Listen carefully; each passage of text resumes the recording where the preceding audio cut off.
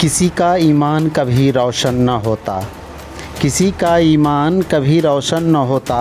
आगोश में मुसलमान के अगर कुरान न होता, दुनिया न समझ पाती कभी भूख और प्यास की कीमत, अगर 12 महीनों में एक रमज़ान न होता। नमस्कार, मैं विनोद कुमार झा, मेट्रो मतलब न्यूज़ नेटवर्क से। जैसे कि आप जानते हैं, यह महीना मुस्लिम समुदाय के लिए बेहद मायने रखता है। यह रमज़ान में पूरे महीने रोज़ेदार अर्थात जो व्रत करते हैं, सूर्योदय से लेकर सूर्यास्त तक रोज़ा रखते हैं। इस दौरान कुछ भी खाना पीना वर्जित होता है।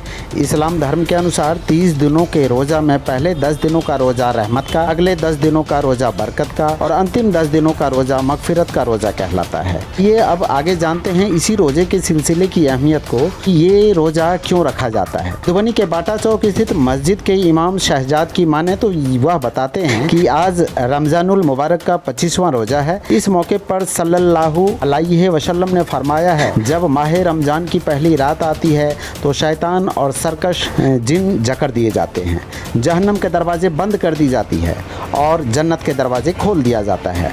पुकारने वाले पुकारता है, खैर चाहने वालों के लिए आगे बढ़ता है और बुरा चाहने वालों के लिए रुक जाता है। और इसी रमज़ान के हर रात बंदे को जहन्नम से जन्नत के दरवाजे में दाखिल कर दिया जाता है। इसलिए यह सब्र का महीना रमज़ान कहलाता है। सब्र का बदला अल्लाह जन्नत अता फरमाता है। आगे बताते हैं, इसलिए रमज़ान महीने का रोज़ा रखना उनके लिए और तमाम मुस्लिम समाज के लिए फ़ायदेमंद है। आइए सुनते हैं आगे कि मस्जिद के इमाम शहजाद ने क्या कहा। तो अलविदा जुमा क्यों कहते हैं कि जुमा तो हर जुमा आता है, फिर अलविदा जुमा ही क्यों बोला जाता है? अलविदा का माना आता है रुखसत करना। जैसे हमारे यहाँ कोई मेहमान आते हैं तो उसे रुखसत करते हैं, तो इसी तरह ये रमज़ान का महीना बहुत ही पाक और पवित्र महीना है।